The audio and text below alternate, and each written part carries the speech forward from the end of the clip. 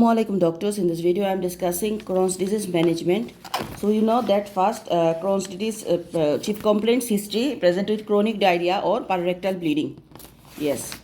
On history, what are the red flags we search? First of all, dehydration, severe frequent diarrhea, failure to thrive, bloody diarrhea, systemic upset, recurrent oral thrush. So remember dehydration, severe frequent diarrhea, failure to thrive, bloody diarrhea, systemic upset, recurrent oral thrush.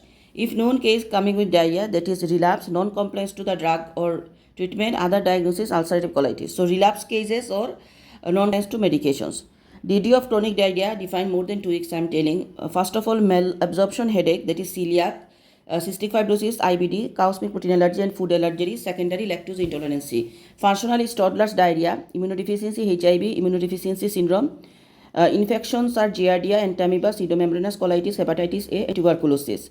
Enteri fever, diarrhea plus fever plus rash. Bacteria, E. coli, viral hepatitis, rota and COVID. Others are vitamin deficiency, A beta lipoproteinemia, Schwarzman-Diamond syndrome, zinc deficiency, lymphangiectasia, short bowel syndrome, and chloride-losing diarrhea.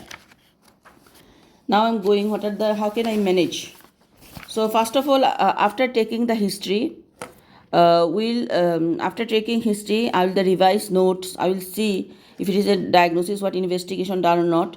Then first I will do the examinations, like examination of the abdomen, mouth examination, that is general examination, any throat ulcer, everything from head to toe.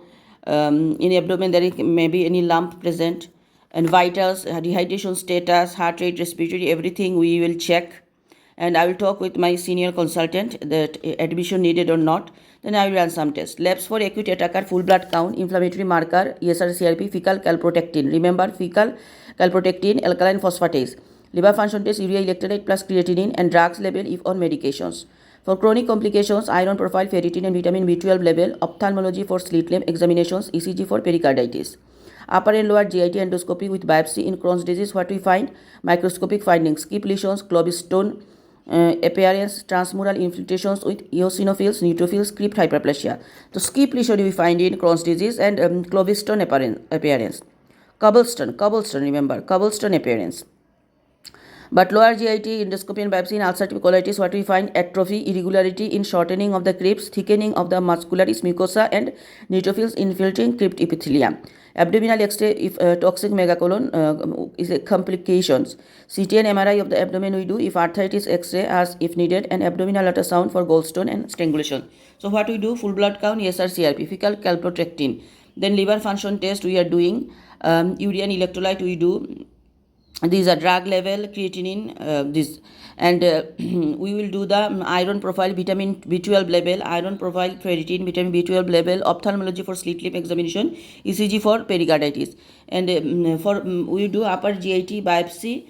In Crohn's disease, what we find? That is skip lesion and clobestone appearance, and in ulcerative colitis, lower end of GIT and biopsy, what we find? There is atrophy, thickened muscularis mucosa, atrophy. And also we do the abdominal ultrasound, we do the CT or MRI of the abdomen, we do the abdominal X-ray for toxic megacolon, it is a complication, even arthritis X-ray if needed.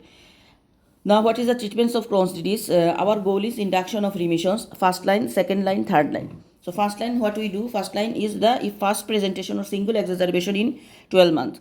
Glucocorticoids, enteral nutrition, and rectal budesonide and aminosalicylate. So glucocorticoid, enteral nutritions, budesonide, rectal budesonide, and aminosalicylate. So if glucocorticoid, if steroid cannot take, then enteral nutritions and rectal budesonide and aminosalicylate. Then we go the second line therapy. Second line therapy is the second or more exacerbations or glucocorticoid dose cannot be tolerated. Then we give the azathioprine, 6 mercaptopurine, and methotrexate.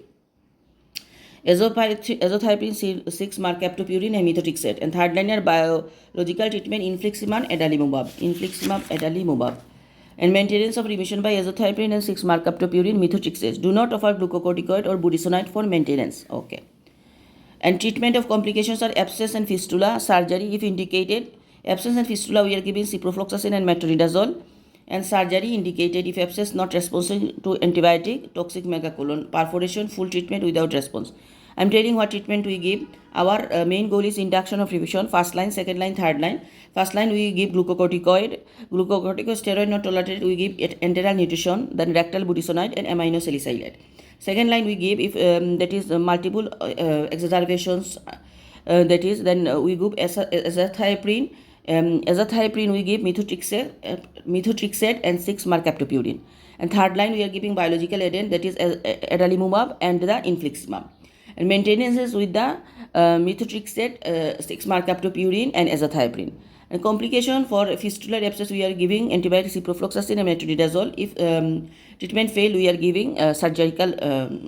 What is the complication occur in Crohn's disease? Fistula, abscess formation, perforations, toxic megacolon, these are occur.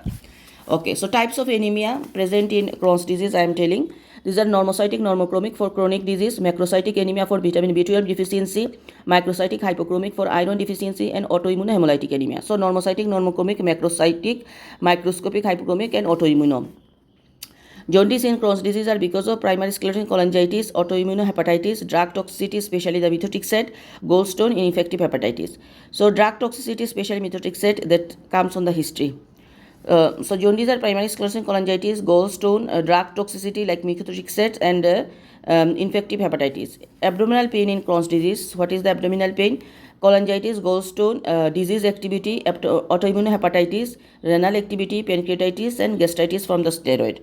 Again, abdominal pain why occur? Because disease activity, then gallstone, pancreatitis, gastritis from the steroid, then cholangitis, these are renal activity. Causes of arthritis are disease activity and side effects of steroid. We give advice like steroid card and bracelet, follow up regular.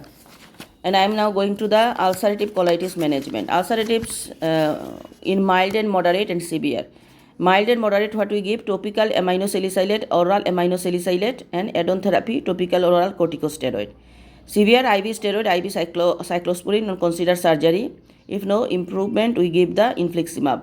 Maintenance by the topical aminosalicylate, oral aminosalicylate, and azathioprine or mercaptopurine. Again, I am telling the ulcerative colitis treatments are, investigation is same. Mild, moderate, and severe. Mild, moderate, we are giving topical aminosalicylate or oral aminosalicylate, and if not improved, steroid we are giving. And severe case, we are giving IV steroid, IV cyclophosphamide.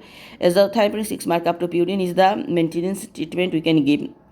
If not certain condition, we give the infliximab. Thank you.